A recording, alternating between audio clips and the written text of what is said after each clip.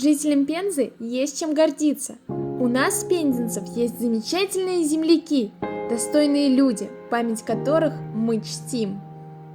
Несмотря на то, что Пенза находится далеко от полярного круга, с нашим городом связаны имена бесстрашных полярников, внесших свой бесценный вклад в историю российских географических открытий, покорение Арктики, Антарктики, исследования Аляски и Дальнего Востока. Героическими русскими мореплавателями под командованием Фадея Беллинсгаузена и Михаила Лазарева, а также при участии нашего земляка, медика-хирурга Николая Галкина, в январе 1820 года была проведена величайшая экспедиция, открывшая шестой континент планеты – Антарктиду. 10 ноября 2017 года именно здесь, в Пензе, на улице Володарского, 6, состоялось торжественное открытие сквера полярников. Место для сквера было выбрано не случайно. Буквально напротив, в гимназии номер 4 ступени, учился почетный полярник Евгений Матвеевич Сузюмов, ученый-секретарь первой советской антарктической экспедиции.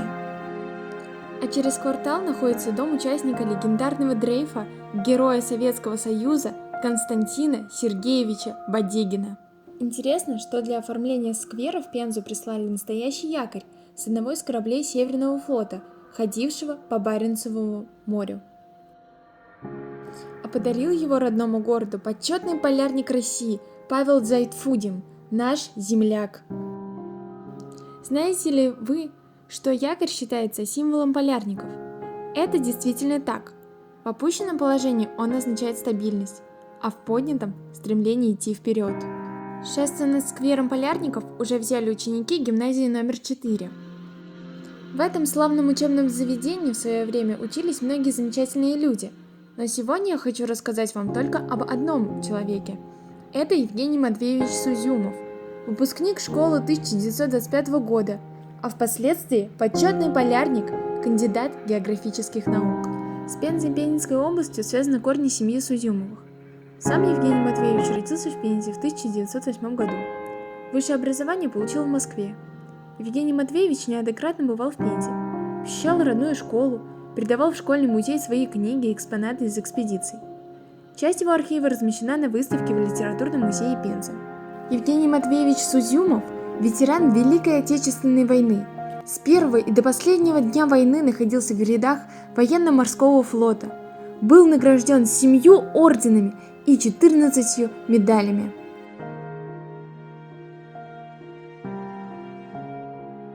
Евгений Матвеевич был одним из главных организаторов первой комплексной антарктической экспедиции Академии наук и стал ее ученым-секретарем.